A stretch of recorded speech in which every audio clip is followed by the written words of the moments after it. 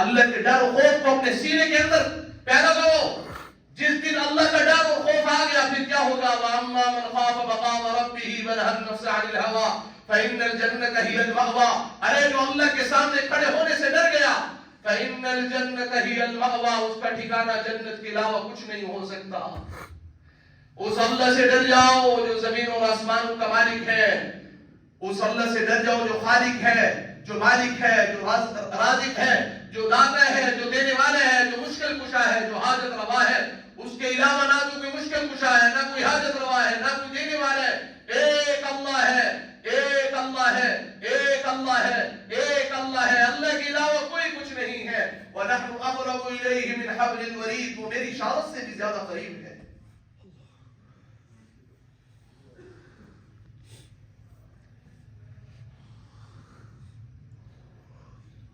باپ بیٹا کہیں جا رہے تھے،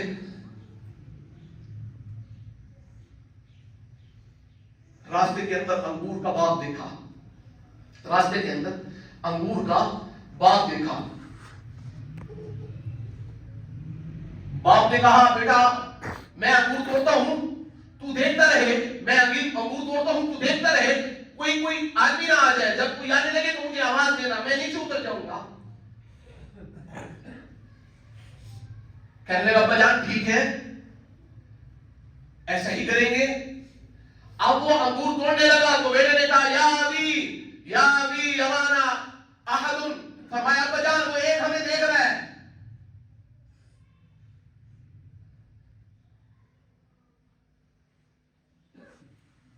احد یرانا، فرمایا ابا جان وہ ایک ہمیں دیکھ رہا ہے.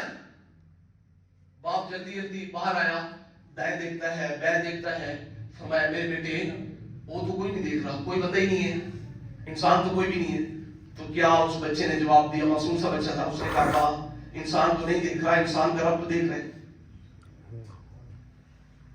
انسان تو نہیں دیکھ رہا، انسان کا رب تو دیکھ رہے. جب دل کے اندر اتر جائے رب کعبہ کی قسم، پھر نہ تو غلط سہن ہوتے ہیں، نہ ملاوٹ ہوتی ہے، نہ دھوکہ ہوتا ہے، پھر کچھ بھی نہیں ہوتا. پھر پتہ ہے کہ اللہ کی ذات دیکھ رہی ہے، میرے کیا مطلب ہے، اللہ کو حساب دینا ہے.